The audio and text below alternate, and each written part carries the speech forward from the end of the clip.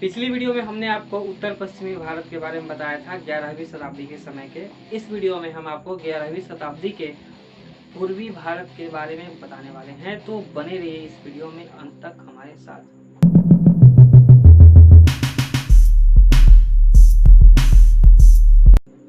नमस्कार दोस्तों, स्वागत है आप सभी का भारत का इतिहास यूट्यूब चैनल पे। मैं आपका दोस्त और होस्ट मारुति नंदन। आज हम लोग पूर्वी भारत के बारे में बात करने वाले हैं कि 11वीं शताब्दी के समय पूर्वी भारत, पूर्व में जो भारत था वो किस तरह का दिखता था, क्या जियोग्राफिकल कंडीशन थी, क्या पॉलिटिकल कंडीशन थी, वहाँ के राजा किस तरह के हुआ करते थे, किन किन हिस्सों में बटा हुआ था। इन सभी चीज़ों के बारे में हम लोग बात करने वाले हैं। तो उससे पहले आप हमारे चैनल को सब्सक्राइब कर लीजिए और बेल आइकन प्रेस करना मत भूलिएगा, ताकि हमें मोटिवेशन मिलती रहे नई और अच्छी वीडियोज बनाने के लिए। दोस्तों, पूर्वी भारत का पहला हिस्सा जिसके बारे में हम बात करने वाले हैं वो था बंगाल। बंगाल मौर्य और गुप्त साम्राज्य का गढ़ हुआ करता था, मगर इन दोनों साम्राज्यों के खत्म होने के बाद बंगाल भी अपनी छवि को धीरे धीरे खोने लगा था। कुछ समय बाद बंगाल के उत्तर पश्चिमी हिस्से में गौड़ साम्राज्य, तो वहीं मध्य और पूर्वी हिस्से में वेंग साम्राज्य का उदय हुआ था। बंगाल में 9वीं शताब्दी की शुरुआत में गोपाल ने पाल वंश की स्थापना की थी। पाल वंश के शासक जो थे उन्होंने इस साम्राज्य को, पाल वंश के साम्राज्य को बंगाल, बिहार और उड़ीसा तक फैला दिया था। लेकिन देवपाल नामक कमजोर उत्तराधिकारी के कारण ये शासन, इनका साम्राज्य फिर से कम होने लगा था। लेकिन वापस ये अपने उसी ग्लोरी, उसी शौर्य पर वापस लौट आया जब महिपाल प्रथम ने शासन को संभाला था। दोस्तों, जब उत्तर भारत में महमूद गजनी आक्रमण कर रहा था, उसी समय यहाँ पर बंगाल में दक्षिण भारत के तमिल शासक जिसका नाम राजेंद्र चोल था, उसने इस साम्राज्य पर आक्रमण किया था।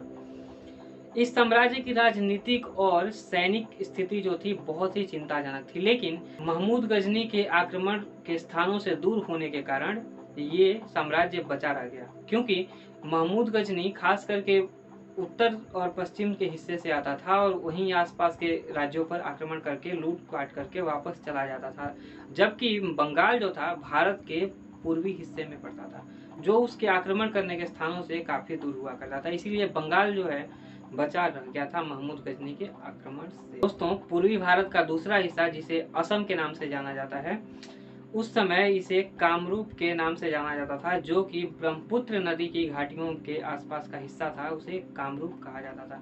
यहाँ पर बहुत समय से, यानी कामरूप पर बहुत समय से एक ब्राह्मण परिवार का शासन हुआ करता था। ये लोग गुप्त साम्राज्य के सामंत हुआ करते थे।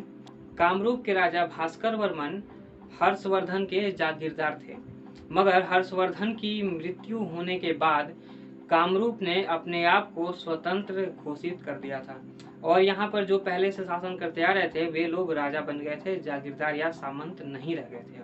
दोस्तों, 11वीं शताब्दी की शुरुआत में कामरूप पर ब्रह्मपाल का शासन हुआ करता था, जिन्होंने अपनी राजधानी दुर्जय नाम की जगह को बनाया था, जिसे आज के समय में गुवाहाटी के नाम से जाना जाता है।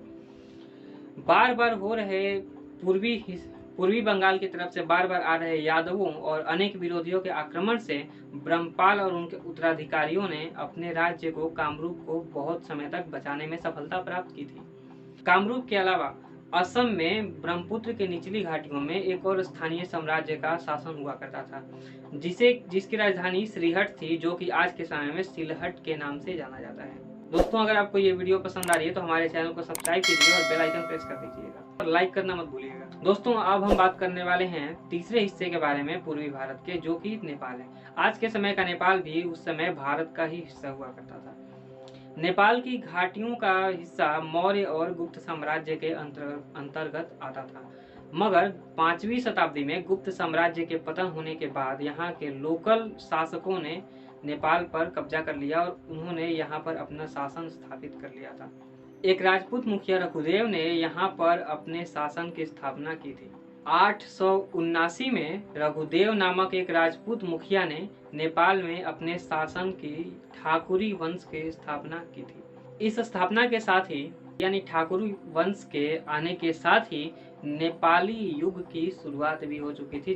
कहा जाता है कि रघुदेव के ही एक उत्तराधिकारी गुणकामदेव ने विष्णुमती और बागमती नदियों के बीच में एक बहुत ही सुंदर नगर की स्थापना की थी, जिसे आज के समय में नेपाल की राजधानी काठमांडू के नाम से जाना जाता है। जी हाँ, तो काठमांडू का पुराना नाम क्या था? कांतिपुर। जी हाँ, कांतिपुर नाम से नगर बसाया था गुणकामदेव ने। भोजदेव भी इन्हीं के उत्तराधिकारी थे, जो कि काफी मशहूर हुए थे। नेपाल पहाड़ी हिस्सों से घिरे होने के कारण जमीन से अलग थलग था। इसी कारण से देश में हो रही बाकी राजनीतिक गतिविधियों से, राजनीतिक उथल पुथलों से नेपाल काफी अलग रहा और यहाँ पर शासन जो था काफी शांतिपूर्ण चलता रहा। इस वीडियो को यहीं पर समाप्त करते हैं। अगर आपको ये वीडियो पसंद आई तो इसे लाइक कीजिए, वरना डिसलाइक कीजिए और साथ ही हमारे चैनल को सब्सक्राइब करना ना भूलें, ताकि हम आपके लिए और भी नई वीडियोज बनाएं तो आपको तुरंत पता चले कि हमने वीडियो अपलोड कर दी है और आपको खबर पहुंच जाए। तब तक के लिए नमस्कार, अपना ख्याल रखिएगा। मिलते हैं आपसे अगली वीडियो में और भी अच्छी कहानी और भी अच्छी जानकारी के साथ।